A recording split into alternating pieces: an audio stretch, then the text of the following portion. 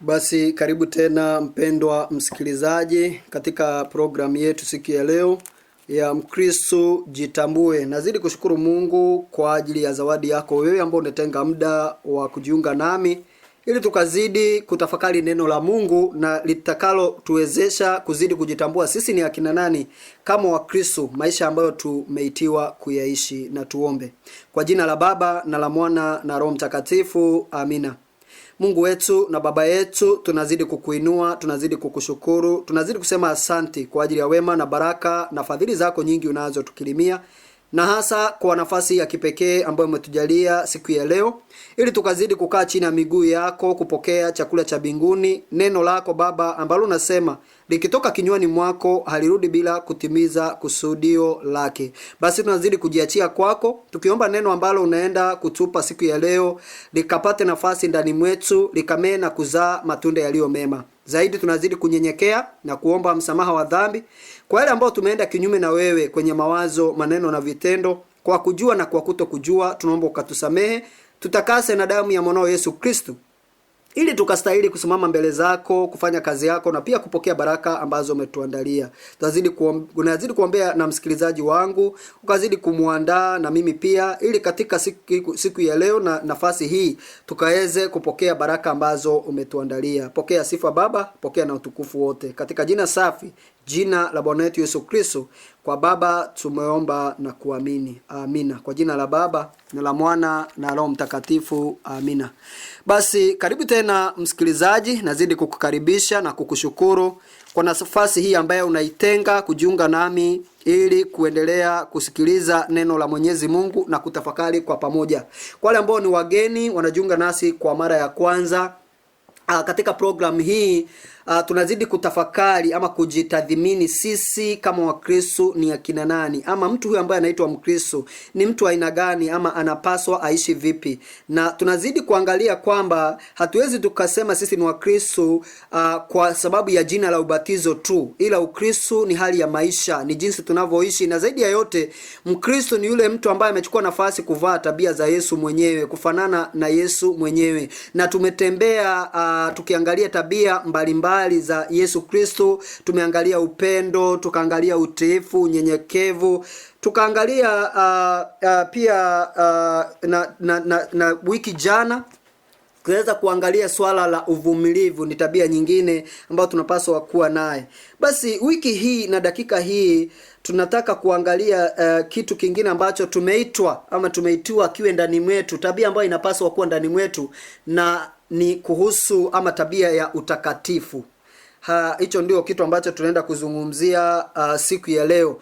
Tumeitiwa kuishi maisha matakatifu, maisha ya utakatifu. Biblia inasema hivi, msikilizaji wangu, katika barua ya Petro ya kwanza, sura ya kwanza, mstari wa 15 na 16. Petro wa kwanza 15 na 16, Biblia inasema, mbali mnapaswa kuwa watakatifu katika mwenendo wenu wote, kama vile yule aliyewaiteni ni mtakatifu. Maandiko yasema, muwe watakatifu kwa kuwa mimi ni mtakatifu. Naomba nirudie haya maneno. Nasoma barua ya kwanza ya Petro, sura ya kwanza, mstari wa 15 na 16. Inasema, mbali mnapaswa kuwa watakatifu katika mwenendo wenu wote, kama vile yule aliyewaiteni ni mtakatifu. Maandiko yasema, muwe watakatifu kwa kuwa mimi ni mtakatifu. Neno la Mungu ni neno ambalo liko wazi kabisa, ndugu yangu msikilizaji, kwamba haya ndiyo maisha tumeitiwa. Tunaposema sisi ni Wakristo, basi tumeitiwa kuishi maisha ya utakatifu. Sasa neno hili utakatifu, sijui wewe unalichukuliaje ama kwako ina maana gani? Kwa sababu kwangu mimi Simon Mukiri, kuna vitu viwili vikuu ninavyoviona ndani ya utakatifu ama vinavyojenga utakatifu, hasa kulingana na imani yetu Katoliki. Kitu cha kwanza, mtu ambaye ni mtakatifu ama anaishi utakatifu ni mtu ambaye anang'ang'ania kuachana na nafasi za dhambi ama kukimbia dhambi, kukimbia nafasi za dhambi, kujiepusha na dhambi. Ni mtu ambaye ukijua hii njia mbele kuna dhambi, kuna maangamizi, kuna shimo, unabadilisha hiyo njia. Mtu ambaye anatia bidii, you strive, unang'ang'ania kuacha dhambi na kuachana na dhambi na nafasi za dhambi. Kitu cha kwanza. Kitu cha pili ni mtu ambaye ana wepesi wa kufanya toba ya kweli anapoanguka dhambini, kwa sababu sisi ni wanadamu. Wanasema mtakatifu, aliye mtakatifu anatenda dhambi mara 7 kwa siku. Kwa sababu gani? Kuna dhambi zingine zinatokea tu unajipata huko ndani. Leo tutafundishana kwa undani. Kwa mfano anasema ukitazama kwa kutamani umetenda dhambi. Sasa hatuvalii miwani ya mbao. Ukweli ni kwamba sisi ni wanadamu, tunatembea, tunaangalia na tunatazama. Na hata katika hali ya kutokuwa conscious yako iko, yani uko katika hali ya kujua tayari unatenda dhambi. Unaweza kuta umejitazama na akili imeenda, lakini bado umetenda dhambi kwa sababu umetazama na umetamani. Ndipo sasa tunasema swala hili la pili linalojenga utakatifu ni mtu ambaye ana wepesi wa kufanya toba ya kweli. Nasema toba ya kweli in capital letters, sio toba tu, tutafundishana mbele huko. Kufanya toba ya kweli. Na ukitaka kujua niwaulize ama nikuulize wewe msikilizaji. Tunaye baba mtakatifu Francis tunayempenda. Huwa anafanya maungamo ama afanye maungamo? Utakubaliana na mimi anafanya maungamo. Tuna mapadri wetu, makuhani wanafanya maungamo. Tuna masista wetu wanafanya maungamo. Ili uelewe utakatifu si kwamba dhambi imeondoka. Dhambi ipo, lakini kung'ang'ania kuiwacha. Na ukijikuta katika ubinadamu umeanguka kwenye dhambi, utakatifu ama kuishi utakatifu ni kukimbia mbio wepesi kabisa wa kufanya toba ya kweli. Tumsifu Yesu Kristo. Sasa utakatifu ni kuachana na dhambi. Ndio maana nataka tuangalie dhambi ni kitu gani. Ili tukifahamu dhambi ni nini, tutajiepusha na dhambi na mwisho wa siku tutaishi utakatifu ama maisha ambayo tumeitiwa kuyaishi. Dhambi ni kitu gani? Najua msikilizaji wangu wewe una tafsiri yako ama una vile ambavyo unaweza ukatoa maana ya dhambi ama kwako dhambi inamaanisha kitu fulani. Lakini nataka tuangalie Biblia inasemaje, na haswa pia katekizimu Katoliki. Ukisoma barua ya kwanza ya Yohana sura ya 3 mstari wa 4, Biblia inasema hivi. Barua ya kwanza 1 John chapter 3 verse 4 inatafsiri dhambi ni kitu gani. Biblia inasema kila mtu atendaye dhambi anavunja sheria ya Mungu, maana dhambi ni uvunjaji wa sheria. Naomba nirudie.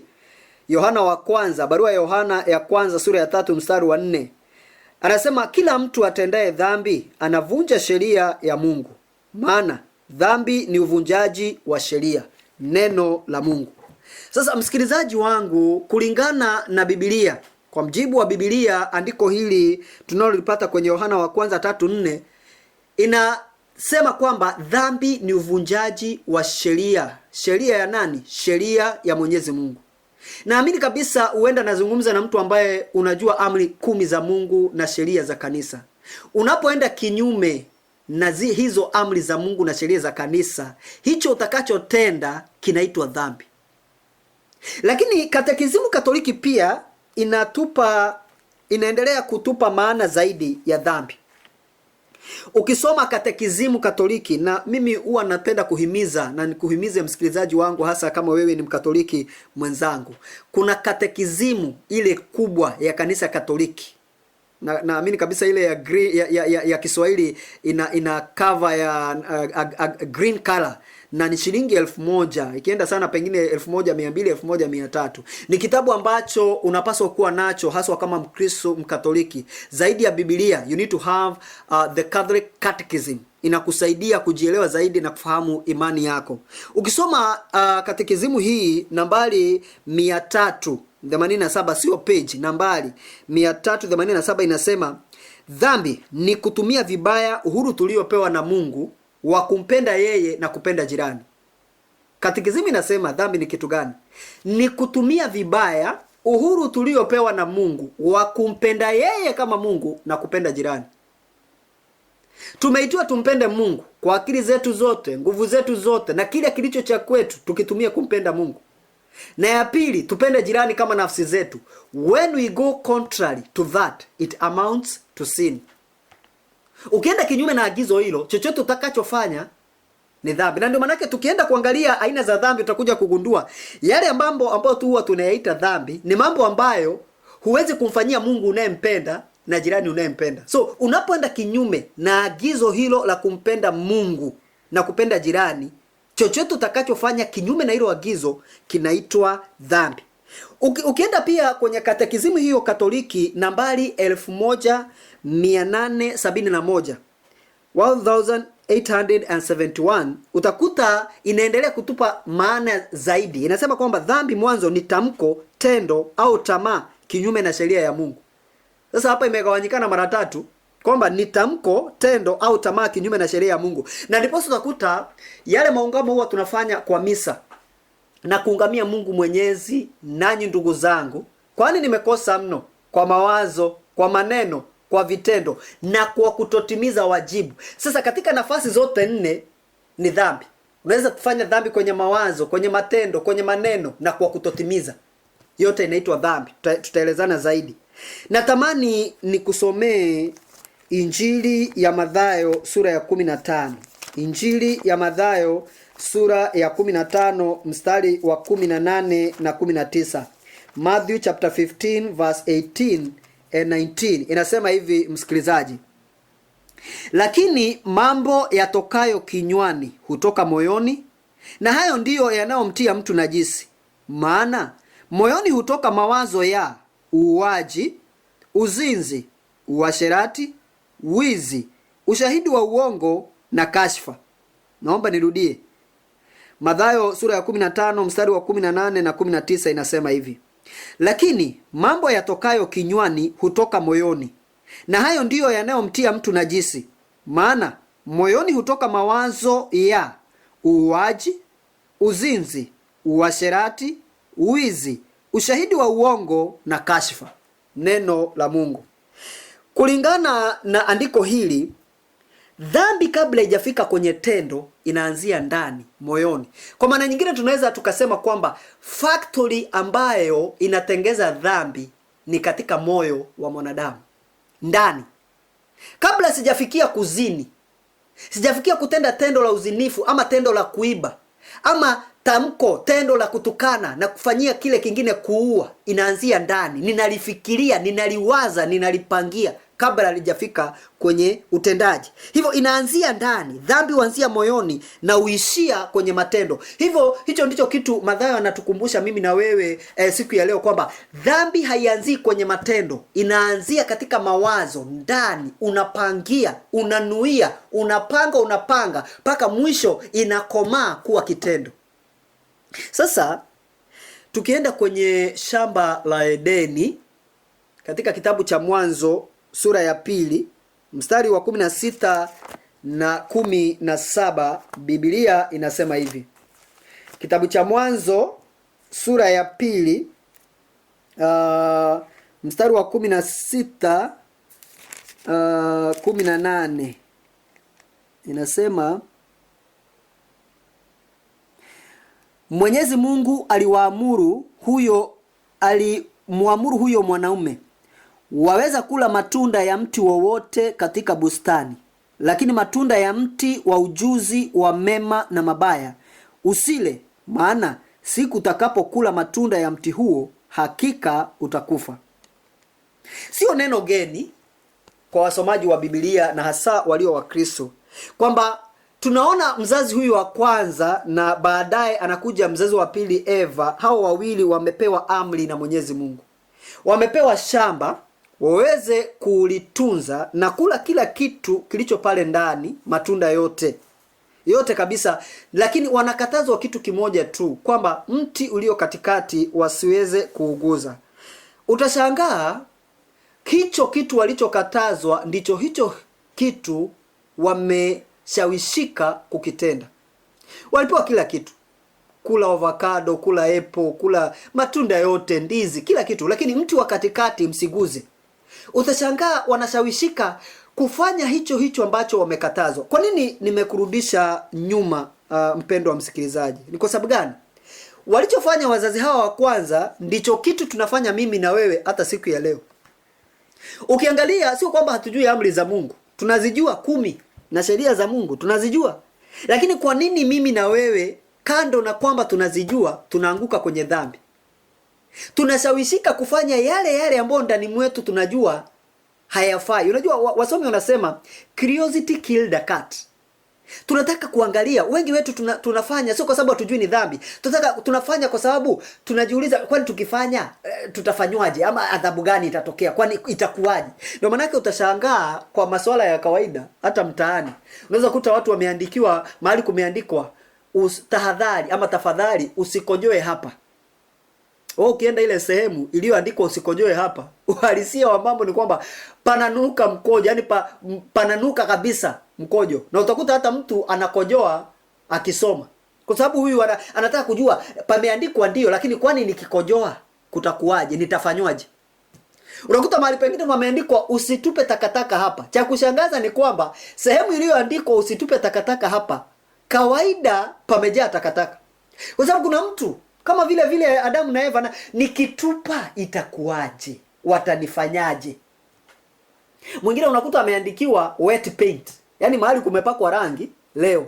So umebandikiwa andiko hapo linakutahadharisha, jamani, chunga usiguze hii rangi, isishike mkono wako ama nguo yako, bado haijakauka.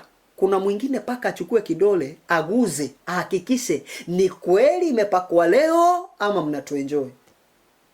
Hivyo utakuta mwanadamu katika hali hiyo, tunashawishika rahisi kuanguka kwenye dhambi, kufanya mambo ambayo sio kwamba hatujui ni dhambi, tunajua kabisa. Lakini out of ignorance, out of curiosity, tunajipata ndani ya haya mambo ambayo tunaita dhambi. Sasa nataka tuangalie kulingana na imani Katoliki, aina za dhambi. Aina za dhambi. Kuna kategori mbili za dhambi. Kuna dhambi nyepesi na dhambi ya mauti. Kuna dhambi nyepesi na dhambi ya mauti. Naomba usipotee njiani, tutembee kwa pamoja. Kuna aina mbili za dhambi.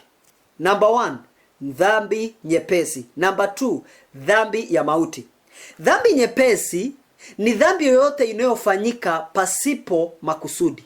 Hujakusudia, umejipata ndani. Nitakupa mfano baadaye uweze kuelewa tofauti. Lakini dhambi nyepesi ni dhambi inayofanyika pasipo makusudio. Na dhambi ya mauti ni dhambi yoyote inayofanyika kwa makusudi. Hata ile dhambi unaonaga ikiwa ndogo kwako, unaona ni ndogo, ukiifanya kwa makusudi. Kwa makusudi na maana kwa akili yako unajua ni dhambi, unafanya kwa nguvu zako pasipo kushurutishwa, hiyo ni dhambi ya mauti. Sasa dhambi nyepesi, narudia, ni dhambi inayofanyika pasipo makusudi. Dhambi ya mauti ni dhambi yoyote inayofanyika kwa makusudio kamili, kwamba unajua ni dhambi lakini unachukua nafasi, unaifanya kwa nguvu zako pasipo kushurutishwa. Nikupe mfano utakaoweza kutofautisha. Uongo. Uongo unaweza anguka katika kategori zote mbili. Kwa mfano, ninaweza nikashinda kwa siku nzima tunaongea na mwenzangu katika mambo mengi, mambo ya biashara, mambo ya familia, mambo ya kazi, mengi tu kwa masaa mengi. Alafu baadaye tukaachana, akaenda kwake na mimi nikaenda zangu kwangu nyumbani. Na baada ya muda nimefika kwangu, nikakuja kustukizia ama kukumbuka kwamba kuna jambo nimemwambia ama lilitoka kinywani mwangu yule mwenzangu tulipokuwa tunaongea kwa masaa yale mengi. Likatoka kwenye kinywa changu, nikalitamka ambalo halikuwa la kweli. Lakini ukweli ni kwamba sikukusudia ama kupanga kumdanganya. Katika maongezi yetu mengi, ulimi ukawa umeteleza, nikatamka kitu kisicho cha kweli. Sasa nimemdanganya pasipo kukusudia. Ile ni dhambi nyepesi. Na unakuta kwa hekima ya kanisa, wakati tunaingia kwenye misa, yale maungamo ambao huwa tunayafanya katika kila misa, na kuungamia Mungu Mwenyezi, nanyi ndugu zangu, kwani nimekosa mno kwa mawazo, kwa maneno, kwa vitendo na kwa kutotimiza wajibu. Nimekosa nimekosa sana. Ndio maana na kuomba Maria mwenye heri, Bikira daima, na watakatifu wote, niombeeni nanyi watu wa Mungu, niombeeni kwa Mungu Mwenyezi. Sasa maungamo yale ambayo tunayafanya pale kwa misa yanachukua nafasi ya kuondoa ama kupata msamaha wa dhambi zile nyepesi, dhambi ambazo hatukukusudia kuzifanya. Ila sasa uongo pia unaweza anguka ama ukawa kwenye dhambi ya mauti. Kwa mfano, nikiwa kuna mtu ananidai, sawa, nina pesa zake, ananidai, na nikamwahidi kwamba jamani, kesho saa 8 tukutane mahali fulani, nitakupa pesa zako. Na mimi ninajua kabisa, wacha saa 8, hata saa 1, hata saa ngapi, hizo pesa nitakuwa sina kesho. lakini nimemwambia kesho saa 8 tukutane mahali fulani, nitakupa pesa zako. Sasa kabla ya kesho saa 8, kuanzia dakika hii nitaanza kupanga tukikutana kesho nitamwambiaje. Kumbuka yale ambayo nitakayomwambia yote yatakuwa ni uongo, kwa sababu tayari nimemwahidi kumpa pesa zake, na wazi kabisa ninajua hizo pesa sitakuwa nazo kesho. Kwa hivyo nitaanza kupanga jinsi ambavyo nitamdanganya huyu. Pengine tukikutana nitamwambia bado sijalipwa mshahara, nadaiwa nyumba, mama ni mgonjwa. Nitakaa na kupangia. Sasa ndugu yangu msikilizaji, uongo huu wa pili na ule wa kwanza ni vitu viwili tofauti. Uongo wa kwanza sikukusudia, lakini wa pili nimepanga kwa akili yangu, kwa nguvu zangu, na kwa kujua kabisa ni dhambi, lakini nimepanga na ninaitekeleza. Sasa dhambi hii ya pili ya mauti haiondolewi kwa yale maungamo tunayofanya kwenye misa. Hii ni dhambi ambayo ni uchukue nafasi ya wewe kama wewe kwenda maungamo, sakramenti ya kitubio, na kuungama mwenyewe kwa Mungu Mwenyezi na kuomba msamaha. Ndugu yangu, dhambi hii ya mauti nayo imegawanyikana mara mbili. Naomba usipotee. Tumesema kuna aina mbili za dhambi. Ya kwanza ni nyepesi, hiyo inabaki vile, haigawanyiki. Ya pili ni ya mauti. Hii ya mauti imegawanyika mara mbili. Ya kwanza, kuna dhambi za mauti ambazo ni dhambi binafsi, unatenda mwenyewe kwa nguvu zako pasipo kushurutishwa, na kuna dhambi za mauti za kushirikishwa. Sasa uelewe, dhambi ya mauti imegawanyikana mara mbili. Ya kwanza, kategori ya kwanza ni dhambi za mauti ambazo ni binafsi, dhambi binafsi ninazofanya mwenyewe kwa nguvu zangu, akili zangu, pasipo kushurutishwa. Na kuna dhambi za mauti aina ya pili ambazo ni dhambi za kushirikishwa. Sasa nataka tuangalie dhambi za mauti, dhambi binafsi. Dhambi za mauti, dhambi binafsi. Na hizi tunazipata katika Biblia. Ngoja nikusomee Waefeso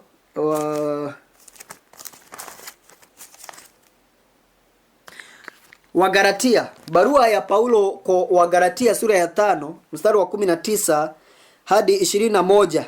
Hapa ndipo tunapata dhambi binafsi, dhambi za mauti binafsi, dhambi ambazo tunazitenda wenyewe kwa kujua na kwa nguvu zetu. Inasema hivi, Wagalatia sura ya 5 mstari wa 19 hadi 21 inasema, basi matendo ya kidunia yanajulikana: uzinzi, uasherati, ufisadi, kuabudu sanamu, uchawi, uadui, ugomvi, wivu, hasira, choyo, mabishano, mafarakano, husuda, ulevi, ulafi na mambo mengine kama hayo.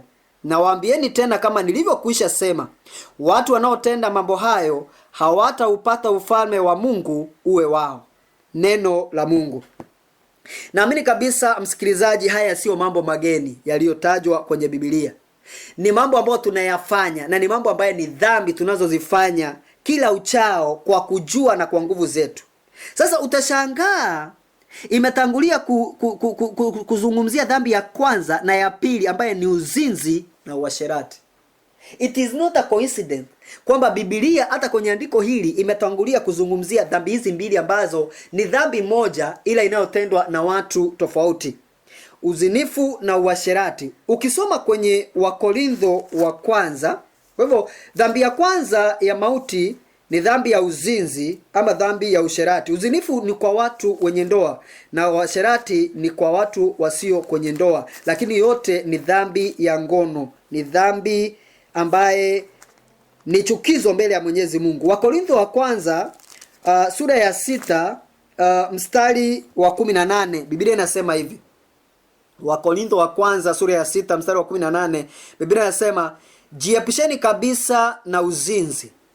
Dhambi nyingine zote hutendwa nje ya mwili, lakini mzinzi hutenda dhambi dhidi ya mwili wake mwenyewe. Naomba kurudia maneno haya. Wakorintho wa kwanza sura ya 6 mstari wa 18. Jiepisheni kabisa na uzinzi. Dhambi nyingine zote hutendwa nje ya mwili, lakini mzinzi hutenda dhambi dhidi ya mwili wake mwenyewe. Utakuta ni dhambi ambayo ina tofauti na dhambi zingine zote, lakini ni dhambi ambaye tumeikumbatia. Leo dhambi hii ni kitu cha kawaida. Utakuta hata walio kwenye ndoa ni dhambi ya kawaida. Uzinifu, kutoka nje ya ndoa, mtu kuwa na mpango wa kando, inakuwa ni kama fashion, ndio kitu cha kawaida. Na utashangaa kitambo pengine ungesema sugar daddy wako wengi, yani wanaume walio kwenye ndoa wanaotembea na wasichana wadogo, lakini siku hizi utashangaa hata kina mama wameikumbatia hii dhambi. Akina mama wa kuheshimika, tena wako ndani ya kanisa, utashangaa nao pia wameikumbatia, wanatembea na vijana wadogo, wanatoka nje ya ndoa, inakuwa ni kama jambo la kawaida. Na unajua ukizoea dhambi kuna kitu hufanyika, dhamira yako inakufa. Ukizoea dhambi, your conscience dies. The more you sin, you'll find out at the end of the day your conscience will die. And when your conscience die, dhamiri yako inapokufa, ni wakati unafikia kiwango cha kwamba hata unapofanya ile dhambi hauhukumiki, inakuwa kama ni jambo la kawaida. Na hapo ndipo tumefika. Angalia ulimwenguni, dhambi ya uzinifu, dhambi ya ngono inakuwa ni kitu cha kawaida. Vijana kuanguka kwenye hii dhambi ni kitu cha kawaida. Kiingia kwenye kwaya, kitu cha kawaida. Vijana wa kanisa, kitu cha kawaida. Tumeikumbatia kwa sababu tumeifanya paka dhamira yetu imekufa. Na unajua ukiangalia tangu pale shamba la Edeni, baada ya kuanguka kwenye dhambi, wakati Mungu amekuja anatembea bustanini na anamkuta Adamu amejificha. Adamu anapoulizwa alichotenda, ile blame game inaanzia pale, ile kulaumiana. Yeye anatanguliza, mwanzo alijibu swali kinyume cha alivyoulizwa. Anapoulizwa kwa nini umejificha, sema mwanamke ulionipa, ni huyu mwanamke uliyenipa. Kwamba Adamu alisimama na kumlaumu Eva kwa dhambi aliyofanya. Lakini kumbuka alikuwa na uwezo wa kukataa. Hata kama Eva alikula lile tunda, Adamu alikuwa na uwezo wa kusema mimi sitakula tunda hata kama wewe umekula, lakini alikula. Kwa hivyo at the end of the day alifanya maamuzi binafsi, alitenda binafsi, lakini anaanguka kwenye blame game. Hata wa leo ukikutana na mtu ambaye anatoka nje ya ndoa, atakupa sababu kama zote kwa nini anatoka nje ya ndoa. Mwingine atakwambia nalipiza kisasi. Mwenzangu alitoka nje ya ndoa na mimi nataka tit for tat is a fair game. Katika Ukristo tit for tat is not a fair game. Haufanyi dhambi kwa sababu mwenzako amefanya dhambi. Vijana nao utakuta wanaanguka kwenye dhambi hii kwa sababu shetani ametumia mbinu zake na kuweka kwenye mitego. Wengine wanaambiwa kwamba hata magari ama gari isipopelekwa service engine ina knock. Sasa unajiuliza, kama wewe kijana ujiulize hili swali, wewe ni matatu, wewe ni gari, kwamba usipoanguka kwenye hii dhambi engine itanok. Unakuta watatumia, shetani atatumia mbinu zote kuweza kuhakikisha ametuingiza katika dhambi ya uzinifu, na ni dhambi ambaye tunafanya dhidi ya mwili wetu wenyewe. Na mwili wetu kama Wakristo tunafahamu ni hekalu lake Roho Mtakatifu. Siku moja nilienda kufundisha semina ya viongozi jimbo la Malindi. Na nilipokuwa nafundisha semina ya viongozi kanisani, kiongozi mmoja alikuwa ametoka, ama ni kiongozi, ndio chairman wa Kigango. Sio katika parish, chairman wa Kigango. Tena huyu ni mwanajeshi. Ameoa wanawake wawili. Sasa utashangaa, alifunga ndoa na mke wa kwanza, wakakaa miaka 5 hawana mtoto. Hivyo kulingana na yeye anatoa sababu kwamba kwa sababu ya pressure ya wazazi, ndugu na marafiki, akaona ni vizuri achukue mke wa pili. Kwa hivyo yeye ana justify, anasema nimeoa mke wa pili kwa sababu sijapata mtoto na mke wa kwanza. Unajua hakuna justification unaweza simamisha mbele ya Mwenyezi Mungu ukasema Mungu najua nimefanya dhambi kwa sababu hii. Hapana, hakuna, kwa sababu Mungu ana suluhisho ya kila swala ambalo tunalipitia ngumu. Nikawa natamani huyu mzee leo, kama na wengine wengi ambao wanatoka nje ya ndoa kwa sababu hawana watoto. Wiki jana tulizungumzia kuhusu kina Mtakatifu Monica na Ana. Mtakatifu Monica Mtakatifu Ana alikaa kwenye ndoa. Alikaa kwenye ndoa miaka mingapi? Amekaa kwenye ndoa miaka 20. Hana mtoto. Na amekaa bila mtoto, mwisho wa siku amevumilia, hawakuachana na mume wake, na baada ya hii miaka 20 wamepata mtoto ambaye leo ni mama tunayemheshimu, mama wetu, Mama Maria, mama wa mkombozi. Unakuta mtu kama Hana amekaa bila mtoto, lakini mwisho wa siku Mungu amemjalia mtoto. Wewe kwa ajili ya miaka 5 michache umeamua kutoka nje ya ndoa yako. Na wengine hata sio swala la kukosa mtoto, ni ile tamaa tu. Dhambi ya uzinifu ni dhambi ambayo itatupeleka kuzimu wengi tusipochunga. Tumeipaka mafuta, tumeibadilisha mpaka siku hizi imepata jina mpya, wanasema sponsor. Najua